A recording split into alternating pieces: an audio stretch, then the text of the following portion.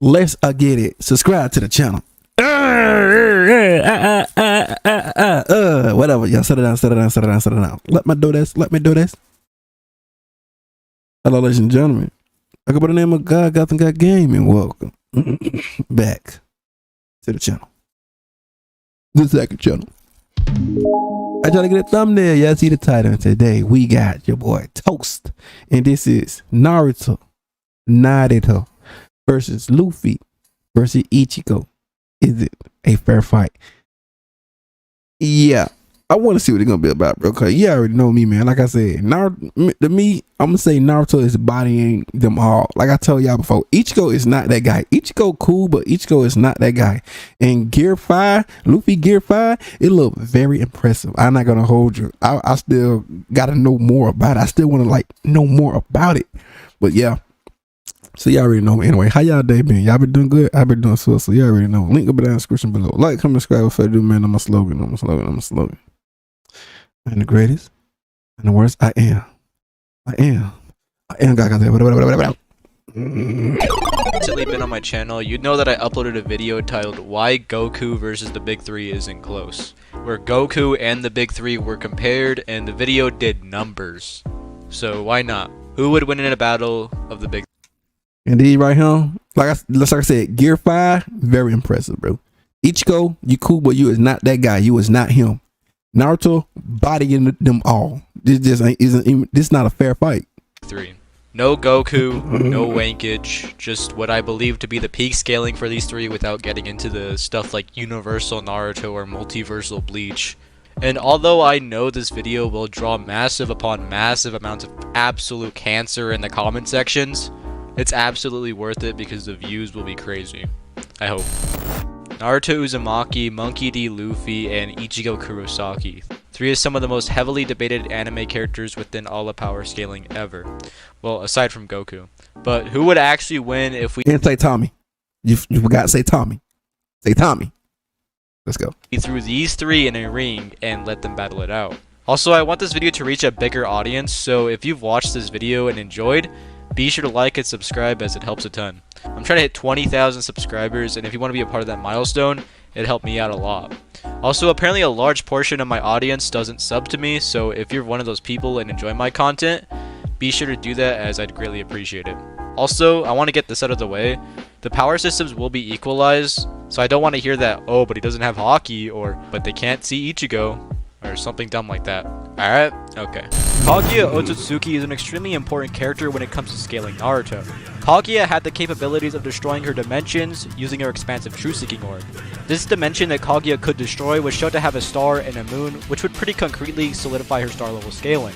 This would indeed be consistent as these dimensions are shown to have day and night cycles within it, meaning there aren't any artificial lights within Kaguya's dimensions. Kaguya being able to destroy said dimensions would pretty much solidify her star level scaling.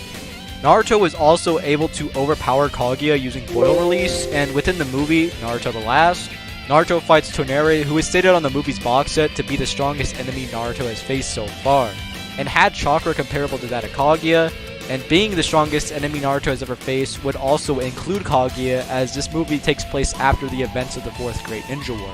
And because of that statement, Toneri would scale above Kaguya.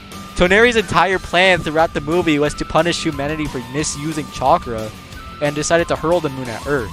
Naruto then fights Toneri and KCM2, and Naruto proceeds to one-shot Toneri in his base form. For more proof on Naruto being baseline planetary, the Tenseigan vessel was supposed to protect Toneri's castle from the moon collision. Naruto responds to this by literally destroying the vessel in base form. Hinata did help, but only by allowing Naruto to interact with it. Naruto couldn't touch the Tenseigan vessel because it was protected by a forbidden jutsu that prevented anyone who isn't a descendant from Amura from touching it. Hinata then states that Naruto does indeed have the chakra needed to blow up the vessel, so yes, Naruto does have planetary levels of chakra, which is why it took so long for Momoshiki to absorb half of his chakra. Meaning that not only does Naruto have star level attack potency from defeating Toneri, but also has planetary levels of chakra due to what I mentioned prior. Naruto around the time of the Boruto era should scale to Momoshiki. Momoshiki is someone who's been compared to Kaguya on several occasions, which means he'd scale to her before the chakra fruit, meaning that Momoshiki and Kinshiki should be an overall threat to Kaguya out of full power. Momoshiki also absorbed half of Naruto's chakra, and then absorbed Kinshiki entirely, meaning that he should just be as strong as Kaguya at the very least, and he still loses to Naruto while he's using half his chakra, meaning that Naruto would scale to fuse Momoshiki, meaning that Naruto would scale from large star level to solar system levels of AP. So overall, we already know Naruto bodied them all. Like I said, Naruto, easy win. This ain't even a match. Naruto bodying Luffy and Ichigo. I be telling y'all, Ichigo is not him, bro. Ichigo cool, but Ichigo is not him. I know a lot of people will say I'm wanking the Otsutsukis, but honestly, them being stellar levels of strength really shouldn't be surprising, seeing as how they literally go from planet to planet just absorbing the energy of the planet, and if they even reach the brink of death, they just plant their karma onto a vessel to continue living, into star level to solar system levels of AP. And I want to get this out of the way as well. A huge part of the reason nobody ever wants to hear the scale to get the big 3 to this tier of power is the reason that they think that I'm saying that Naruto can blow up a solar system, which is just not what I'm saying. Attack potency just means that he can fight characters who can do that. There's a clear difference in the two, so just keep that in mind. I've already went over the details about the size of the One Piece Earth in my Naruto vs Luffy video. In that video where I scaled Luffy, I put the size of the One Piece world many times larger than that of Earth, which would make sense considering how long it took them to cross the Grand Line, with Jupiter being the stretch of the argument and the size of the sun being a bit of a highball. Using Calyx and Sengoku's statement, it would be arguable for the One Piece world to be as large as our sun, which would ultimately get Luffy's AP to star level. Whitebeard was a Yonko alongside Kaido, Shanks, and Big Mom. All 4 of these characters are pretty much implied to be saved from another Yonko's assault. Luffy then beats Kaido, which would get Luffy to star levels of AP, but that's only if you agree that the One Piece world is as large as the sun, which the consistency with that is kind of questionable, as the feats, which are regarded as some of Luffy's strongest attacks ever, are rarely even calced above multi-continental. So if the One Piece world was as large as the sun, these feats would be planetary at most without the Whitebeard statement. This statement about Nyuge is more than likely not supposed to be taken literal either, as it's most likely just saying that Whitebeard can destroy Marineford and thus break the balance of the world. It genuinely would just come down to your interpretation, so we would have Luffy's AP at planetary, and then he can multiply his powers with the gears, and depending on the multiplier, he's arguably dwarf star to even star levels of AP. However, again, this is only if you believe that the size of the One Piece world is as large as the sun, which would have insane gravitational effects, but you know, anime. Putting the stretchy guy to star levels of AP. Now in Bleach, there are several statements from the top tiers being planetary, whether it is Yamamoto's Bankai that by simply existing was going to destroy the Soul Society. The Soul Society is a parallel world to our own, meaning it is planet in size. And during the 1000-Year Blood War, we would be introduced to a character known as Gremmy. Gremmy has the ability to turn fantasy into reality. For example, if he imagines that the bones in someone's arms are made of cookies, this will become true, essentially granting Gremmy a form of subjective reality manipulation. Gremmy with this reality manipulating power could create an entire galaxy. However, Gremmy was defeated by Kenpachi.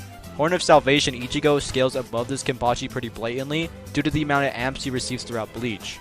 In fact, it is stated that Ichigo's Bankai is only obtainable by Yuha, meaning that Ichigo being in the galaxy level ranges is completely consistent and works as well. Aizen also states that Yuha had struggled with Ichigo while he was using his Bankai, which is why Yuha wasn't trying to catch his hand, so he just snapped Ichigo's blade using the Almighty from the start.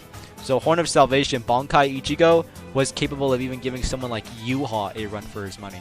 However, Yuha still defeated Ichigo, but this wasn't necessarily because of his strength, but his hacks. Horn of Salvation Bankai Ichigo does scale to Yuha, so it's pretty much the bare bones Bleach scaling, unless you're like one of those people who think he's like 5D or something. If you aren't aware already, Luffy isn't going to be too much of a factor within this free-for-all. What I believe is his peak scaling is just not comparable to Naruto or Ichigo, unfortunately, ruling Luffy out entirely. I think the only way you could say Luffy really does anything in this fight to begin with is by wanking him to Solar System, which is a huge reach, and he hasn't really shown anything remotely close to the other two in their respective feats. Luffy is a GOAT, but unfortunately in this battle he's just not that guy.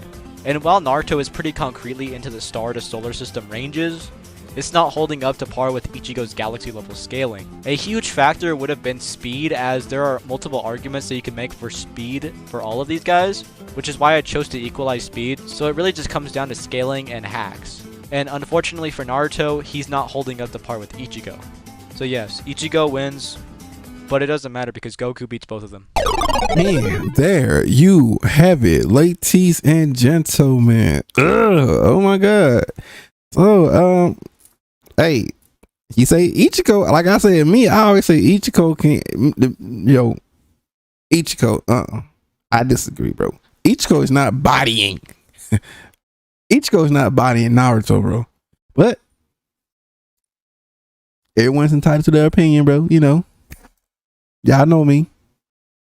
We can be accurate, but until we have a crossover, you know that's my line right there. So I still believe Naruto is bodying them all, but you already know, man. Link up in the description below. Like, comment, subscribe.